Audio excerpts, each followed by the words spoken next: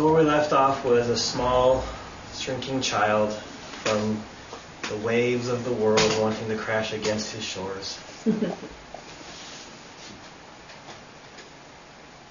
So where we'll continue this journey is when I'm 26 and I have this girlfriend.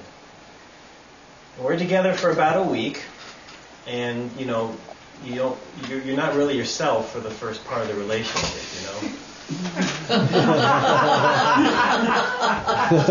we all know, because everybody's laughing about it.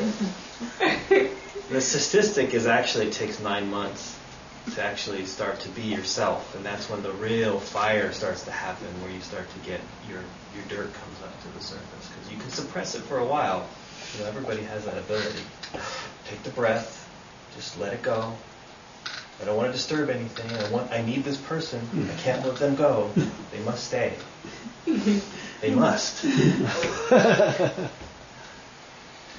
So this is only a weekend. So of course the fireworks are going and the flowers are blooming, and we're sitting on her bed, and she says, "If you're going to be with me, you have to take this seminar." And I'm like, first thought in my mind is, without editing, is, "You're a crazy bitch."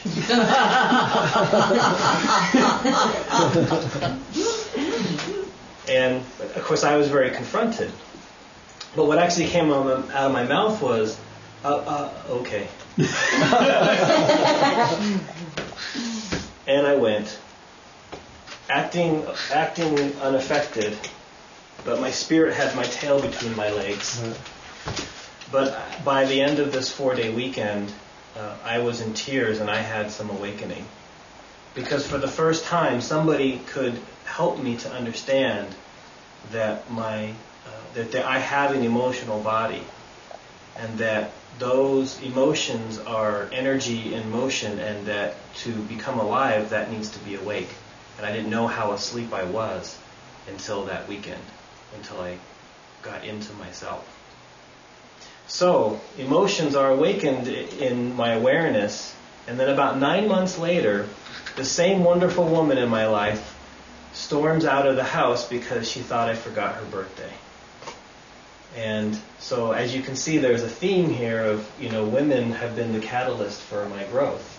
And it's always some kind of confrontation or some kind of drama.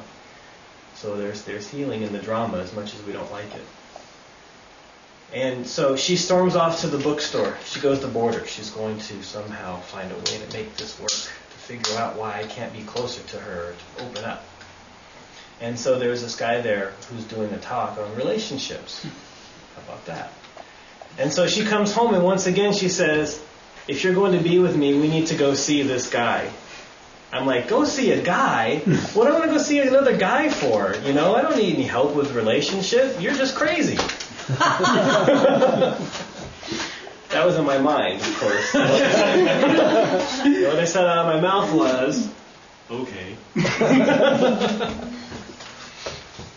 So I ended up sitting there, and he was so patient with me that for about the first 3 months he asked me, "Are you even interested in personal growth?" I don't know. And he'd ask me again, how are you doing? Are you even interested in what's going on here? And again, so how's it going with what's going on here? Because he would only talk to one of us at a time. He wouldn't try to make us work together as a couple. It was really about in your own chair. So then finally, about a month out, my arms came down. Okay, let's hear what you got to say. And I exposed my struggles to him with my weight. And at the time, I was only about 180. But I had gone from 150 to 180, back and forth. Maybe I was 170. But I was on the dieting and the struggling and the trying to work out and then not working out, having the health club membership for several years and never really going. But one day I'm going to, so I don't want to cancel it because I don't have to pay the sign-up fee again if I want to go again. So I'm going to keep my membership. And he told me that if you deal with the emotional reasons of why you're eating, you won't have to diet or exercise anymore to lose weight. Not that you wouldn't want to do those things, but he's like, you won't have to struggle anymore. So I believed him and used it as a really good excuse to stop all endeavor whatsoever. And I did, because I had made the decision that if I can't find a way to to love myself, I didn't have those articulate words before, but if I didn't have a way to care for myself in a very easy way that was natural, and I couldn't find natural health, I wasn't going to have it. I wasn't going to have the struggle anymore. So that took me on a journey up to about 260 pounds by the time I was done about 8 years later, when I stopped all endeavor.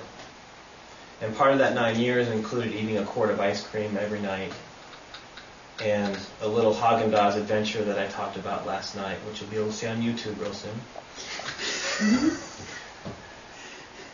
And what's the real heart of the story? The real heart of the story is that what I learned was that all of my frailties were actually my strength in disguise. And that my feelings, being very sensitive and allowing myself to be shut down and not being able to handle these waves that were coming at me from the male adult figures in my life, was really just a sensitivity to be able to feel very deeply. And some part of me couldn't handle it at that time, the depth of feeling that I can have. And having understood that now and embraced that, I've been able to take that depth of feeling and take away a lot of the fear and move through a lot of the fear and find a connection of love inside, to where now I've lost 60 pounds without diet or exercise, and I don't eat ice cream anymore like I used to. And I love myself very much. And I'm just starting to, with the speaking circles, let that love kind of wave out into the room and let people have the gift of who I am, and then I can actually receive the gift of who they are. Thank you.